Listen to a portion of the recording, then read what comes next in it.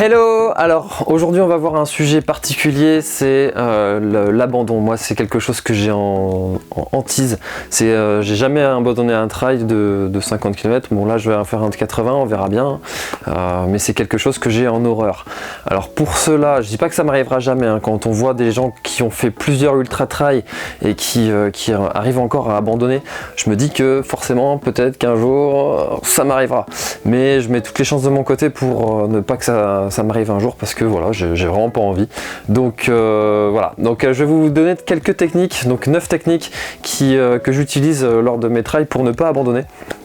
Et voilà, donc c'est vrai qu'on se demande des fois pendant un trail, surtout quand ça va pas, mais pourquoi je fais ça? Pourquoi je suis là à courir alors que j'ai mal aux cannes? Pourquoi je me suis levé à pas d'heure alors que d'autres sont là en train de faire la grasse mat? C'est vraiment des questions qu'on se pose quand on est dans le dur. Et j'ai une bonne nouvelle pour vous, c'est normal. Voilà, quand on est dans le dur psychologiquement, il faut bien se relever à un moment, sinon on rentre à la maison, quoi. Donc voilà, il faut des techniques psychologiques qui vont nous aider à avancer. Et voilà les quelques astuces que je vous propose. Alors tout d'abord, faire le bilan de ce qui va bien.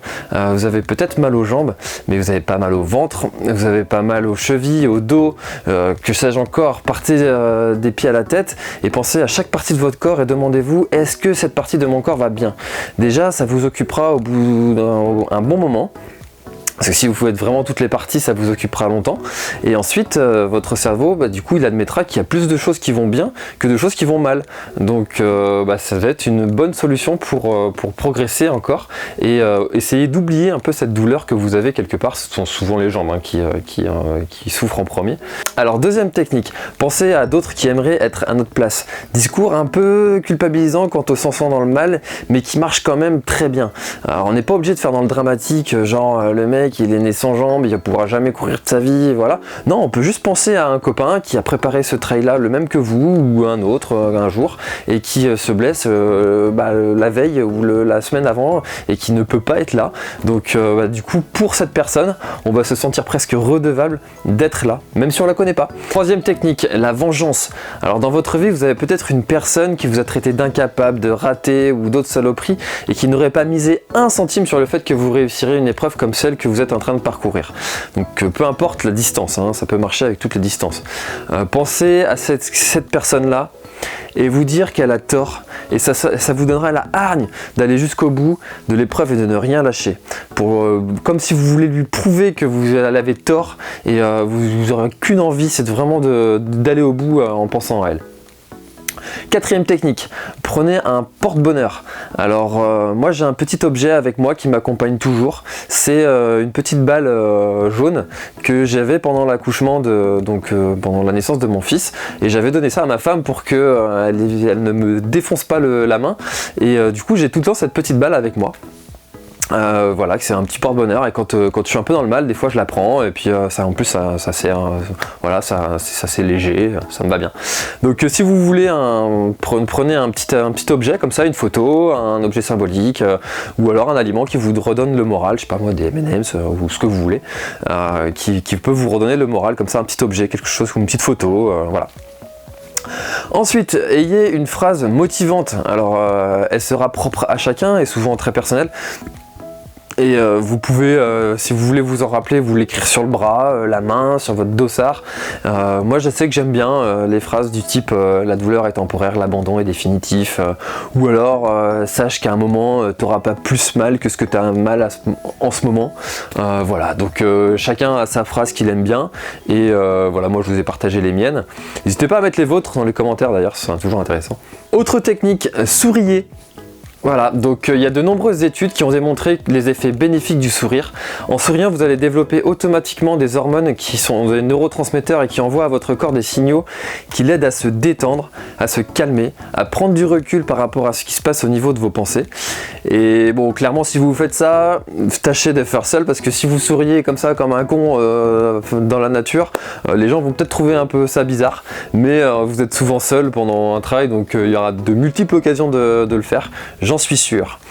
Voilà, donc ensuite vous pouvez découper le trail, ce qu'on appelle step by step. Ouais, je me mets un peu à parler anglais de temps en temps. Donc on y va progressivement, on pense au prochain ravito. C'est quelque chose que je vous avais déjà partagé dans un de mes trails que j'utilisais dans le moment. Donc on visualise un arbre qui se retrouve très loin, on se visualise le prochain ravito. Et du coup l'objectif final semblera beaucoup moins gros, c'est ce qu'on appelle aussi la théorie des petits pas. Voilà, donc c'est quelque chose que beaucoup de trailers utilisent, surtout sur de l'ultra, parce que quand on visualise un 170 km/h, 170 km pardon, voilà, vaut mieux se découper en tranches de 20 km chaque ravito quoi, donc voilà. Et ensuite, une des techniques aussi qui marche très très bien, c'est de se visualiser l'arrivée, la visualisation mentale de l'arrivée.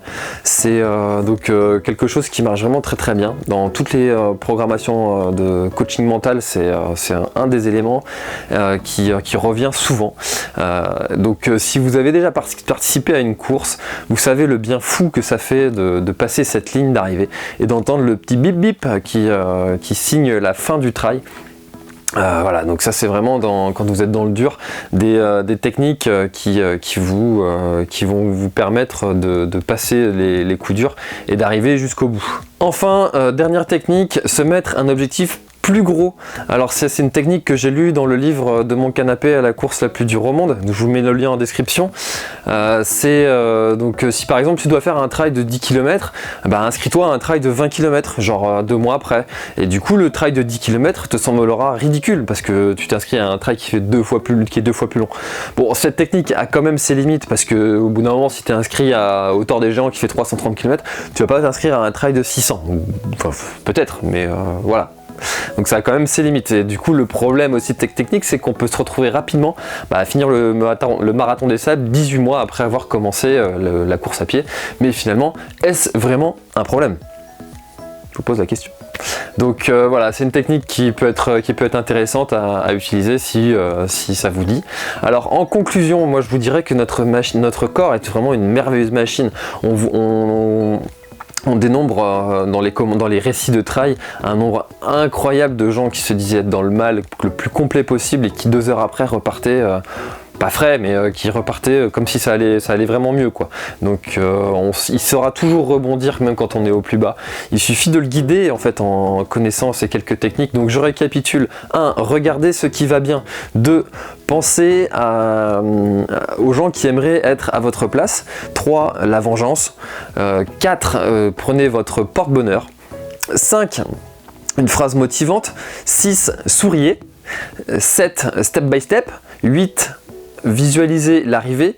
Et 9. Se mettre un objectif plus gros. Voilà, donc c'était tout pour aujourd'hui. Je vous souhaite de réaliser tous vos défis pour cette saison de trail qui a déjà vraiment bien commencé. On a encore quelques grands événements qui sont à venir, mais le plus gros est fait. Donc voilà, en attendant, bref, moi je vous dis défiez-vous et je vous dis à très très bientôt. Ciao ciao.